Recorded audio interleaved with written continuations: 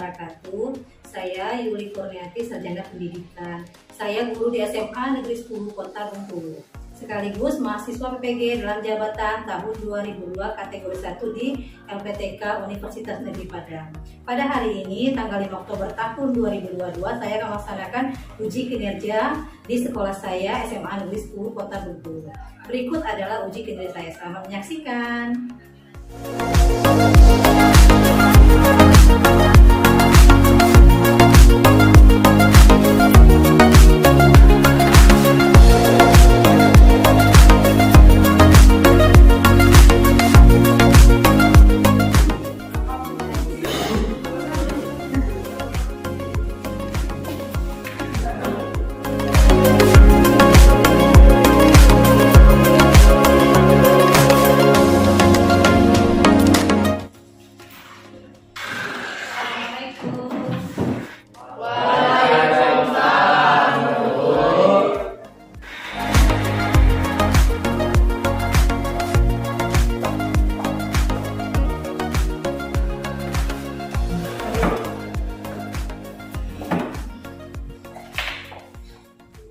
Bersedia.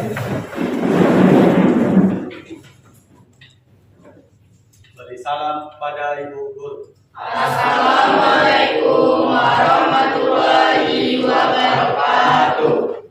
Waalaikumsalam warahmatullahi wabarakatuh. Marilah teman-teman, sebelum mulai belajar pada hari ini, lebih baiknya kita berdoa sesuai kepercayaan masing-masing. Berdoa, mulai.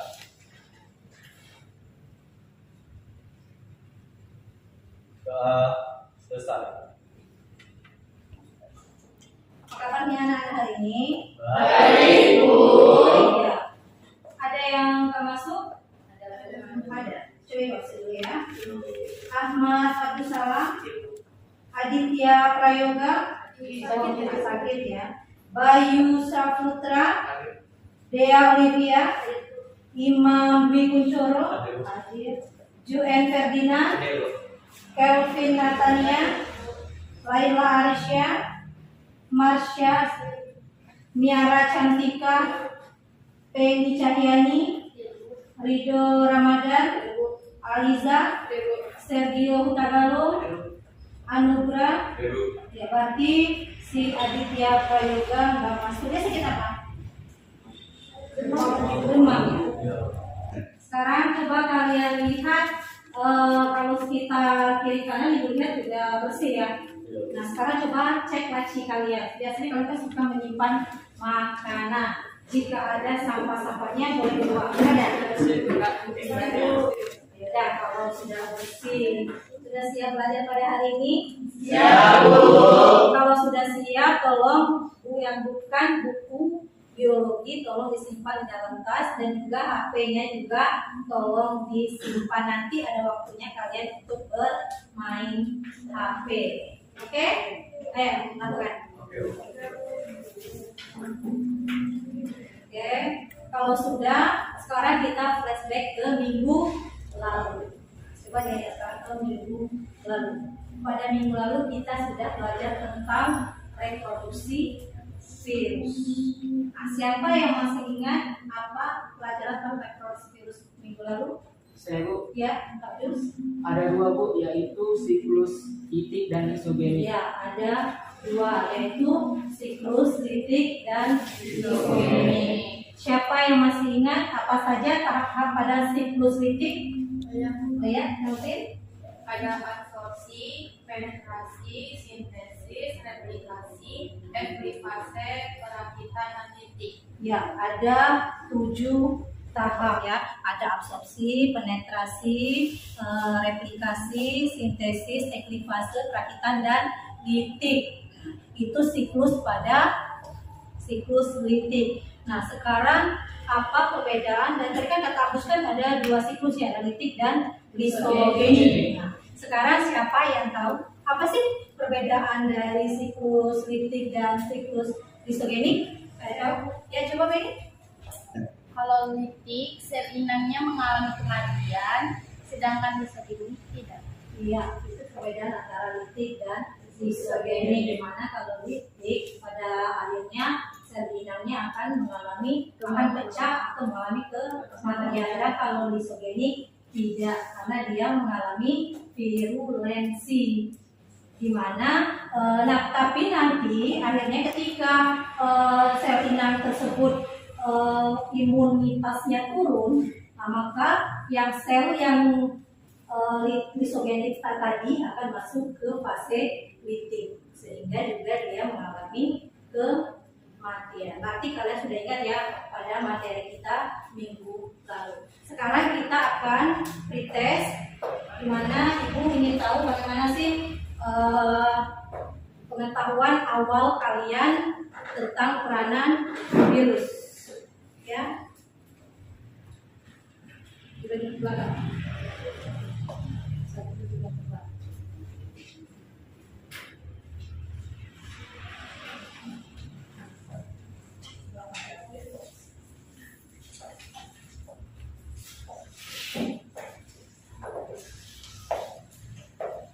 Yang sudah dapat langsung dikerjakan. Cukup pulang. Langsung kerjakan.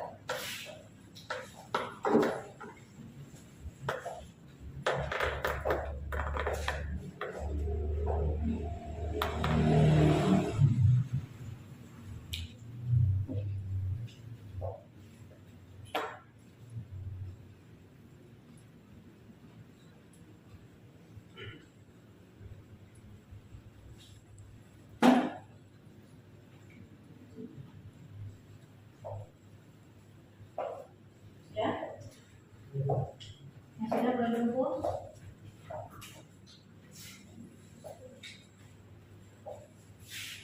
Sudah? Ya. Sudah itu.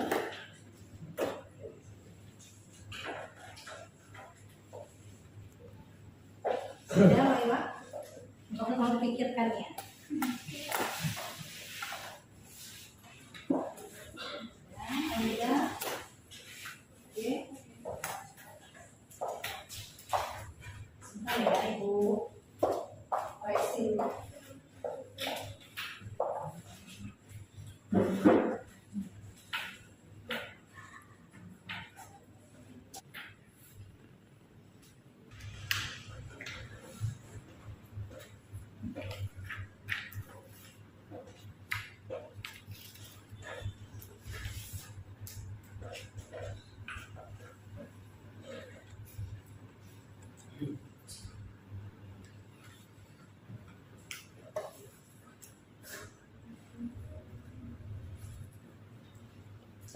Sekarang coba kalian perhatikan gambar yang akan ditayangkan ya. Ini ada 3 gambar, 1, 2, dan 3. Sekarang kalian amati, sudah? Apa yang dapat kalian ambil dari gambar tersebut?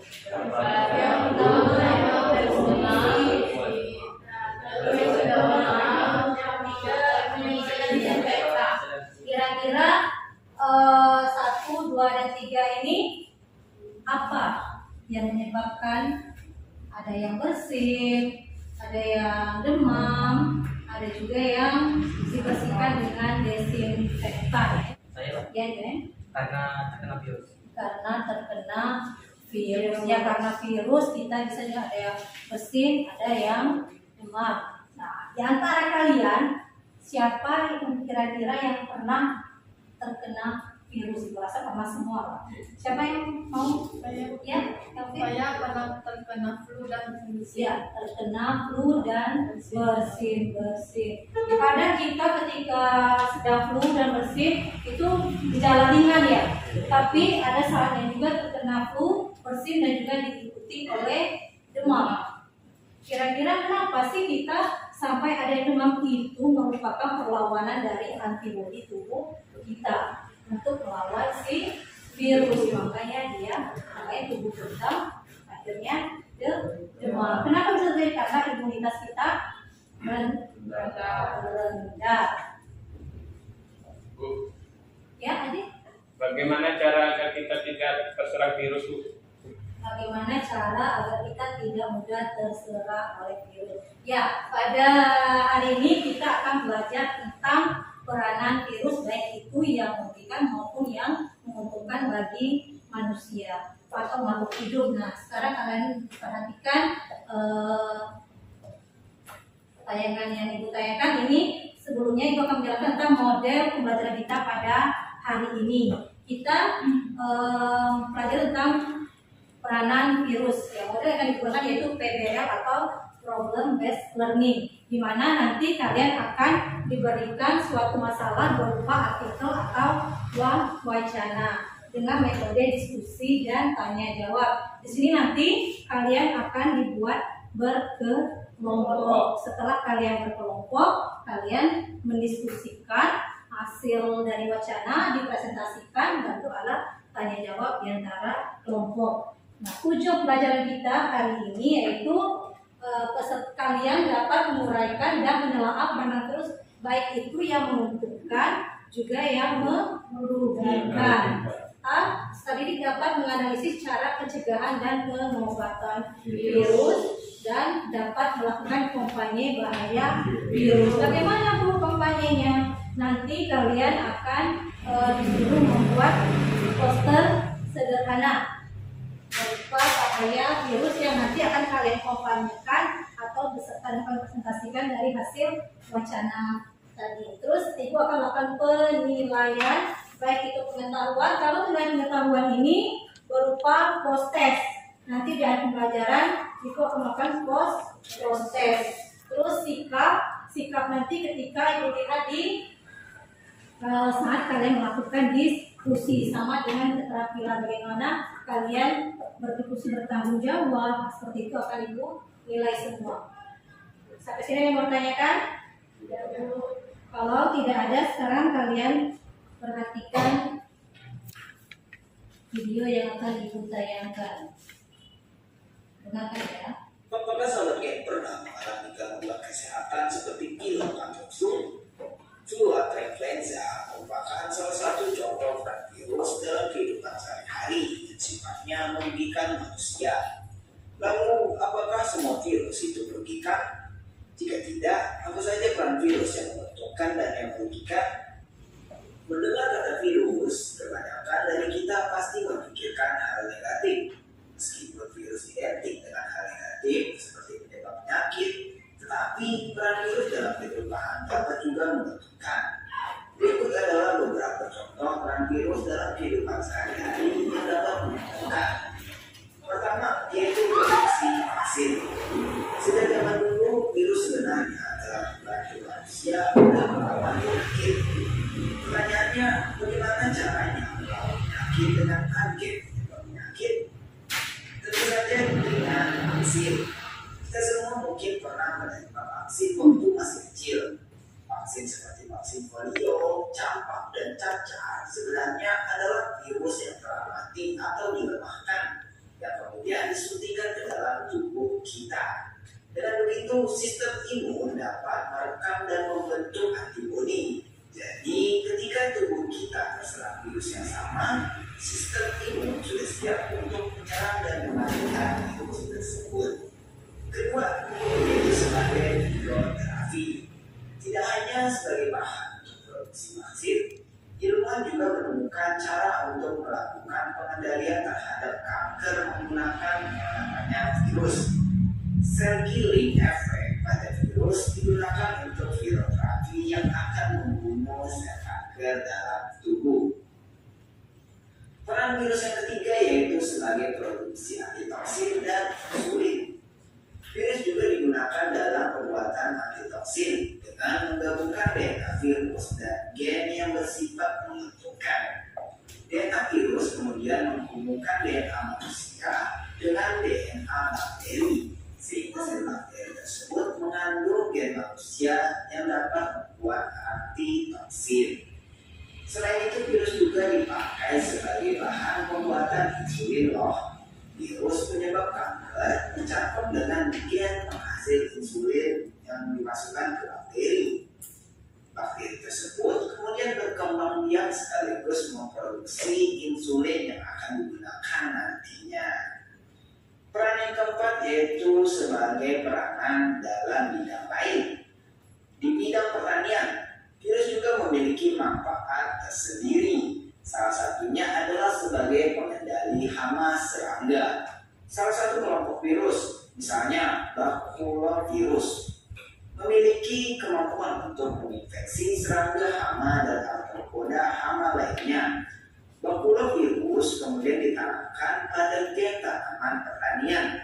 Akibatnya, larva serangga yang memakan tumbuhan tersebut akan terinfeksi dengan bakulovirus dan lama-kelamaan dapat merusak jaringan tubuhnya sehingga serangga hama dapat dikendalikan populasinya. Selain di bidang pertanian tadi, pada bidang ilmu pengetahuan, virus telah lama dikaji, khususnya pada studi molekuler dan seluler. Ilmuwan juga menggunakan virus untuk meneliti genetik seperti replikasi DNA, transkripsi, formasi RNA, formasi protein, dan lain-lain. Hal ini penting karena akan sangat berguna di masa mendatang, terutama sangat berkaitan dengan bidang kesehatan. Habis sebagian itu tadi beberapa contoh mengenai peranan virus yang sifatnya menentukan. Selain Juga amati gambar yang ada di sebelah link video. Ini ada gambar di tengah apa? Nah, B, terus ini ada ibu hamil, remaja. Ini ada orang yang sedang diopname atau sedang sakit. Ini ada yang transfusi darah. Sampai setelah melihat video dan gambar ini, kira-kira apa permasalahan yang dapat kalian pikirkan, yang dapat kalian amati? Saya Bu, Ya, Imam.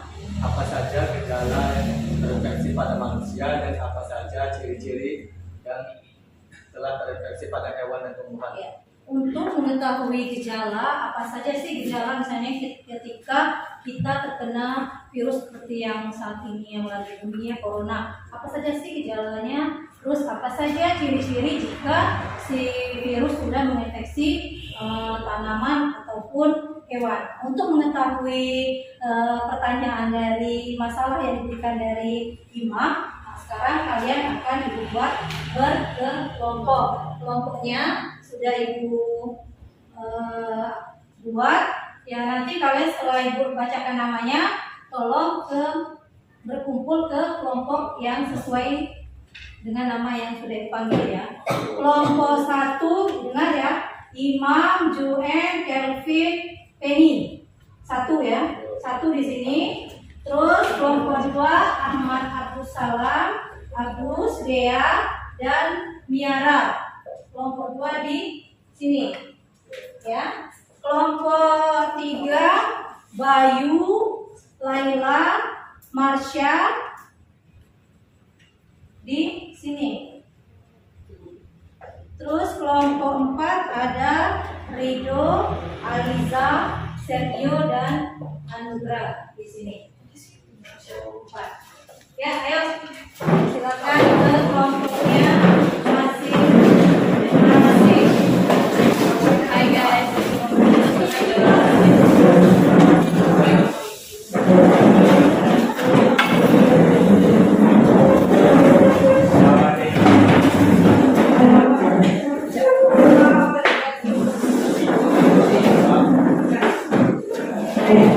Sudah menghadap ke sini.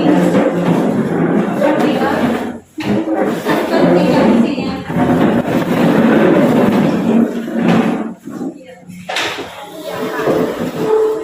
Ini FKPD-nya 1.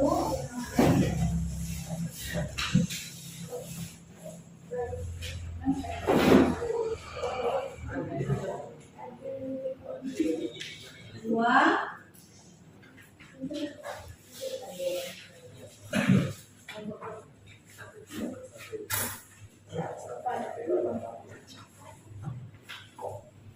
Kelompok 4.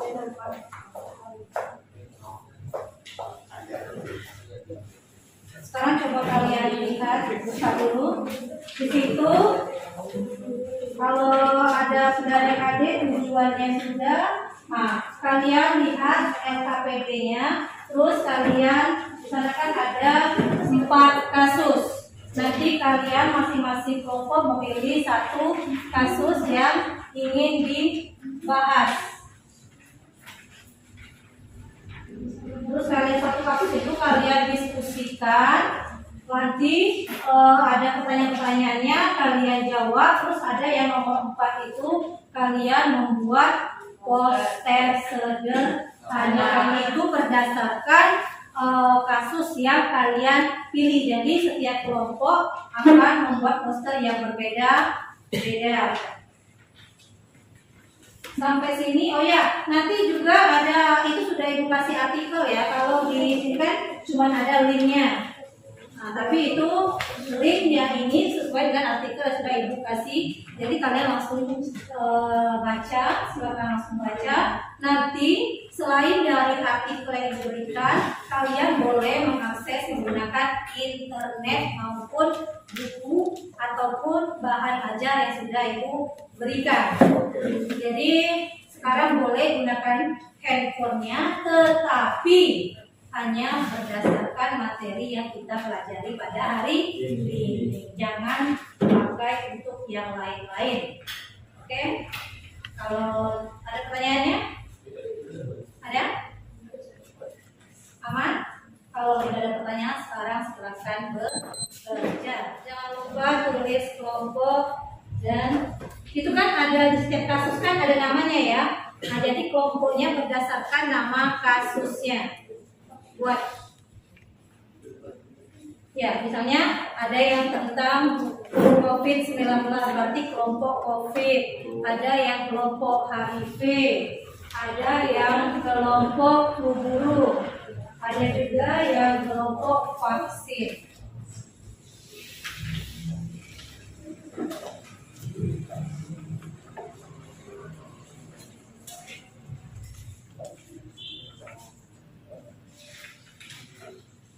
Posternya jangan lupa. Bagi lagi tugasnya, ada yang mengerjakan KTP-nya, ada yang membuat posternya.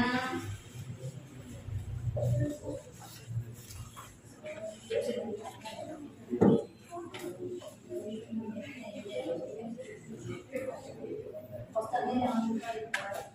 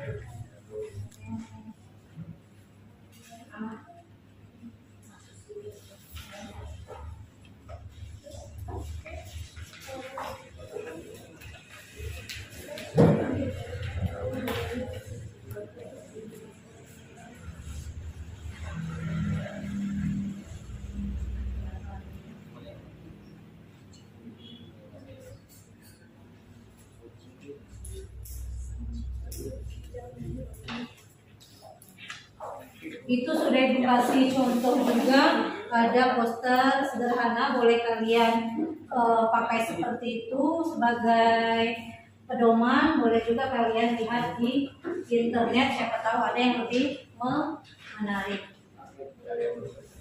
Sudah selesai ya? Ayo. Kelompok siapa yang mau maju, yang mau presentasinya? Ayo. Kelompok satu tentang virus vaksin, tentang vaksin virus corona. Ayo. Satu dan empat.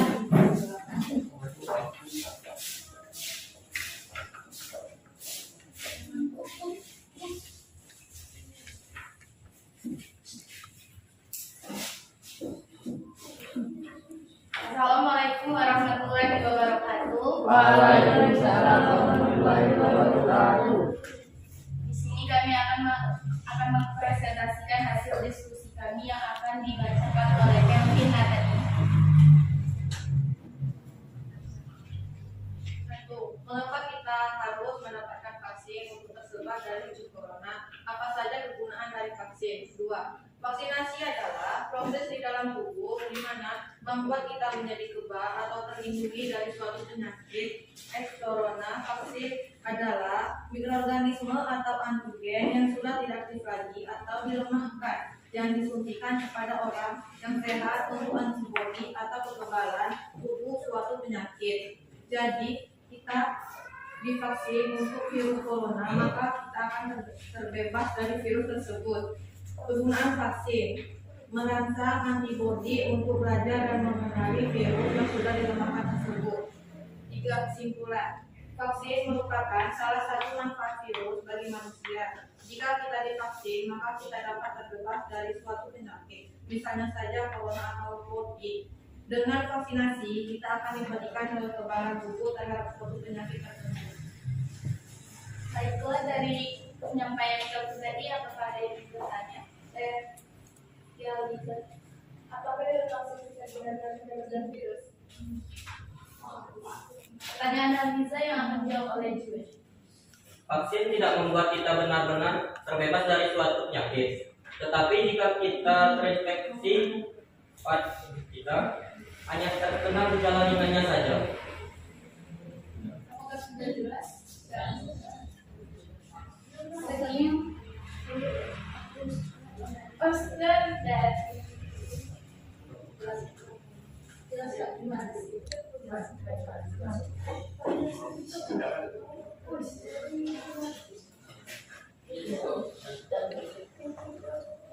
Lindungi diri dari COVID-19. Kesehatan pulih ekonomi bangsa. Vaksin penting untuk menjaga kesehatan diri dan keluarga. Pemerintah menjamin vaksin yang digunakan sesuai dengan standar keamanan dan melewati uji klinik yang ketat.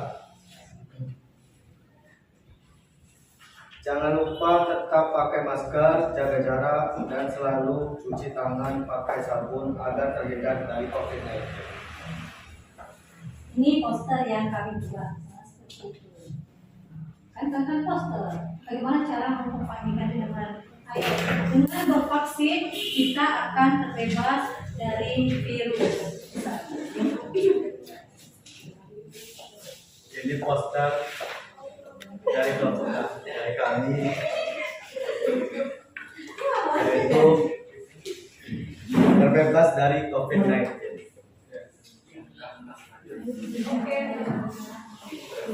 Ya, coba ini kalau misalnya kayak ini. Ini pembahasan poster dari kelompok kami, yaitu tentang vaksinasi, lindungi diri dan keluarga dari COVID-19. Sekian presentasi dari kelompok kami. Kami akhiri. Wassalamualaikum warahmatullahi wabarakatuh. Jadi Pak kelompok sudah mempresentasikan dan juga mengkampanyekan posternya masing-masing. masing-masing. Tadi ada yang pertama tentang vaksinasi COVID. Kita dengar dari pemerintah dianjurkan berapa kali sudah 2 kali, 1 booster, bahkan sudah sekarang booster yang kedua. Ya. Kenapa kita harus vaksinasi? Tadi kan ada pertanyaan, apakah dengan vaksinasi kita benar-benar terbebas dari virus?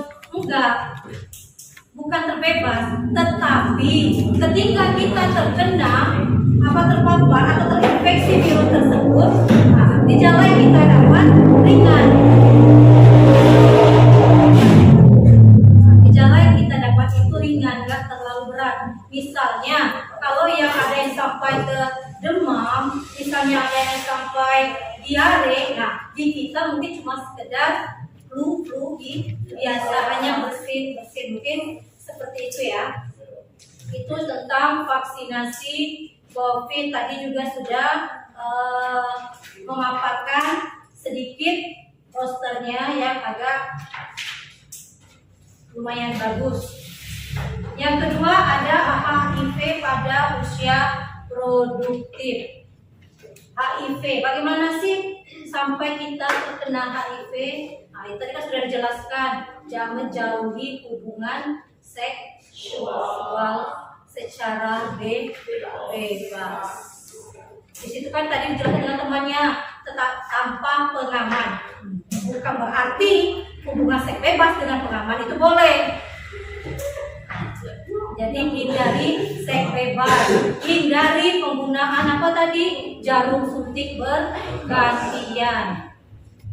Misalnya dari nyuntik vitamin, padahal vitamin ya, tapi kan kita hanya nyuntik si Kelvin. Ternyata Kelvin ini sudah terkena virus HIV, disuntikkanlah sama si Marsha bekas dari suntikan si Kelvin. Nah dia akhirnya si Marsha akan terkena HIV. Jadi bukan hanya suntikan narkoba ya, bukan kalau misalkan sampai saya ini cuma suntikan narkoba, enggak. Jadi transfusi darah juga bisa. Misalnya kita kecelakaan, tiba-tiba butuh transfusi darah. Ternyata darah yang transfusi ke kita sudah terkena infeksi virus HIV. Akhirnya kita juga terkena HIV. Jadi banyak cara untuk virus HIV masuk ke tubuh kita, bukan hanya hubungan seksual ataupun juga jarum suntik, bisa juga dari transfusi darah. Terus yang ketiga ada kasus flu burung. Tadi juga sudah dipresentasikan. Flu burung ini sudah terjadi dari tahun 2005 kalau nggak salah. Nah itu pada zaman itu pada satu peternakan bisa mati semua unggasnya karena hanya satu yang terkena gara-gara kurang kebersihan. Ada yang terkena cairan baik dari matanya, dari hidungnya. Jadi virus unggas yang lain pun terkena juga. Dan akhirnya ketika manusia yang bersentuhan dengan unggas tersebut bisa juga terjangkit flu burung. Makanya kita harus sama seperti COVID, nggak hanya virus COVID sih, kita harus rajin mencuci tangan, memakan makanan yang sehat, bersih, untuk menjauhkan kita dari segala jenis virus. Yang terakhir ada kecumber mosaik virus, yaitu virus yang membuat tanaman bercak-bercak kuning, bisa juga keriting pada tanaman cabai. Jadi bukan hanya pada tembakau, pada tomat, cabai maupun pada mentimun juga bisa terkena penyakit mosaik. Tapi bukan tobacco mosaik virus. Kalau tobacco itu pada tembakau. Kalau kukumber mosaik virus itu pada mentimun. Jadi sampai sini ada yang mau ditanyakan? Kalau tidak ada, kita akan melakukan test. Sekarang silakan LKPD-nya dikumpulkan dulu. LKPD-nya dikumpulkan.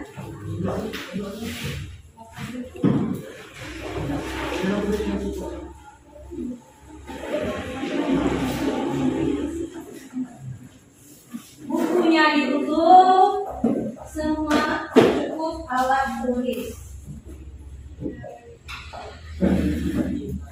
jangan lupa tulis nama, kelas, dan tanggal hari ini. Tanggal berapa?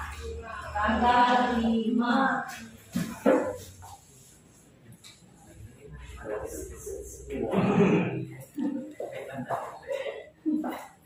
HP-nya disimpan. Untuk HP sudah.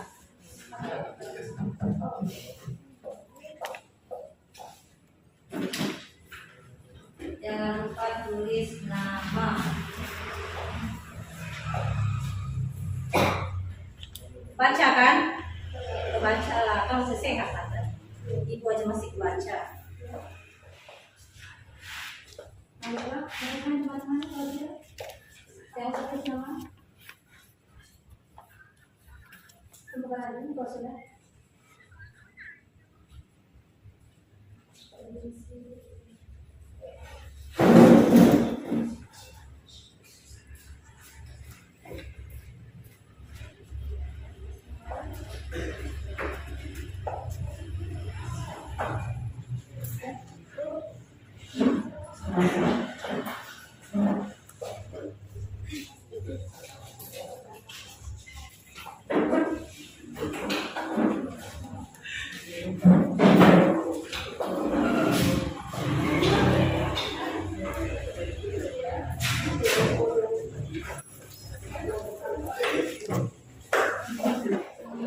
Prosesnya sudah selesai. Sekarang siapa yang mau menyimpulkan hasil pembelajaran kita pada hari ini? Ya, Masya. Dari video dan pembelajaran hari ini aku dapat menyimpulkan bahwa nggak semua virus itu merugikan. Nggak semua virus merugikan. Ya, ada juga yang menguntungkan pada tumbuhan, terus pertanian, dan juga pada hewan. Lalu kita dihimbau untuk mencuci tangan, terus menjaga kesehatan dan selalu minum vitamin agar terjaga kekebalan tubuh. Ya, jadi kesimpulan kita pada hari ini seperti yang disampaikan oleh Masya tadi, virus itu tidak hanya merugikan, tetapi juga ada yang menyebabkan. Seperti tadi contohnya ada vaksin, ada juga dengan rekayasa genetika, ada juga dengan pembuatan insulin. Terus kalau yang merugikan, dia juga bisa menyerang atau memberikan penyakit kepada manusia, hewan, dan tumbuhan. Contohnya pada hewan tadi ada penyakit tetanus. Terus kalau pada tumbuhan tadi apa? Mozaik virus pada tanaman tembakau, tanaman cabai, pada tanaman tomat. Kesimpulan kita sudah sampai sini. Ada yang mau tanyakan lagi? Sudah tidak ada. Sekarang coba siapa yang mau memberikan mengekspresikan atau itu hasil dari pelajaran kita pada hari ini. Ayo, coba Sergio. Setelah kami melaksanakan pembelajaran pada hari ini, kami menjadi tahu apa peranan virus dan kami senang belajar seperti ini dan tidak bosan. Ya, yang lain juga sama, tidak bosan. Kita dulu. Tapi pembelajaran kita tentang peranan virus pada hari ini telah selesai. Minggu depan kalian jangan lupa belajar tentang bakteri atau monera. Ya. Nanti bahan ajarnya akan Ibu berikan. Karena pelajaran kita pada hari ini sudah selesai, kita sama-sama mengucapkan syukur alhamdulillah. Assalamualaikum warahmatullahi wabarakatuh.